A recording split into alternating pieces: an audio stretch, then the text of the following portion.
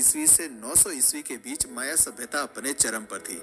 लेकिन सवाल आता है कि आखिर ये सभ्यता कहाँ विकसित हुई। तो आपको बता दें कि माया सभ्यता मेक्सिको की एक महत्वपूर्ण सभ्यता थी। ये ग्वाटेमाला, मेक्सिको, होंडुरास और अल सल्वाडोर तक फैली थी। हम ये भी कह सकते हैं कि ये सारी जगह माया सभ्यता के प्रमुख केंद्र थे। कहा जाता है कि जहां आज मेक्सिको का युकातन है, वहां कभी माया सभ्यता के लोग बसते थे। इसे मेसो अमेरिकन सिविलाइजेशन भी कहा जाता है। ये कृषि आधारित सभ्यता थी। मक्का, सेम, स्क्वैश और मिर्च आदि यहाँ की मुख्य फसलें थीं। लेकिन इसका मतलब ये बिल्कुल नहीं है कि इस सभ्यता के लोग पिछड़े हुए थे, बल्कि वो अपने समय से काफी एडवांस थे।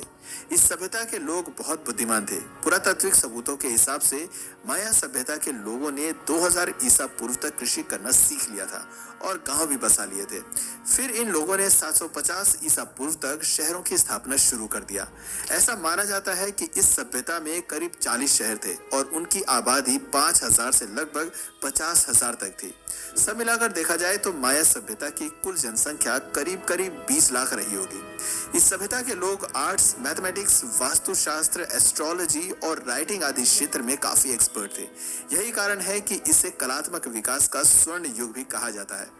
माया सभ्यता की एक और खूबी है कि माया लिपि पूर्व कोलंबियाई अमेरिका में सबसे परिष्कृत और उच्च विकसित लेखन प्रणाली है। इस सभ्यता का आर्किटेक्चर बेमिसाल था और इसका सबसे उम्दा उदाहरण है पिरामिड्स। ऐसा माना जाता है कि ये शानदार इमारतें इन्होंने धार्मिक केंद्रों के रूप में बनाए थे। दोस्तों, इस बीच आपके दिमाग में एक सवाल उठ रहा होगा कि इतनी वेल सेटल्ड और विकसित सभ्यता के पीछे कोई ना कोई व्यवस्था तो जरूर रही होगी जो इसे चलाती होगी। आखिर इस सभ्यता का मैनेजमेंट कैसा था, चलिए जानते हैं। माया सभ्यता की शासन व्यवस्था। इतिहासकारों का कहना है कि माया शासक आमतौर पर पुरुष हुआ करते थे। हालांकि कभी कभी रानियां भी शासन करती थी, लेकिन बहुत कम। राजा का पद पैतृक था, यानी कि राजा की मृत्यु के बाद उसका बेटा ही सिंहासन पर बैठता था।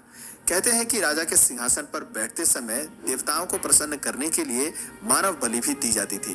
राजा अभिजात वर्ग और पुरोहित की मदद से शासन करता था। राजा के रहने के लिए भव्य महल होता था, जहां उसकी सेवा में बड़ी संख्या में दास और दासियों को रखा जाता था। इस सभ्यता के शासक वर्ग को अजाव कहते थे और राजा को कुहुल अजाव कहा जाता था। यही नहीं, इस कुहुल अजाव यानी कि राजा को भगवान या भगवान का दूत माना जाता था।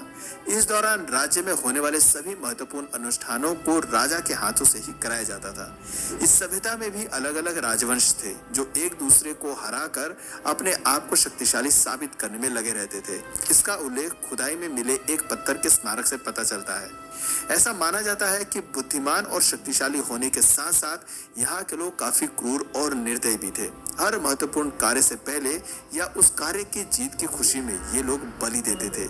ये लोग युद्ध में हार गए राजा और उसकी सेना के लोगों के सिर काट देते थे। मानव बलि देना इनके लिए एक आम बात थी। इन लोगों का मानना था कि ऐसा करने से उनके राज्य पर कोई विपदा नहीं आएगी और सब कुछ सही चलता रहेगा। माया सभ्यता की खासियत। दोस्तों, जैसा कि हमने आपको पहले ही बताया कि माया सभ्यता के लोगों ने बहुत कम समय में अत्यधिक विकास कर लिया था। पहले गांव और गांव के बाद शहर का सफर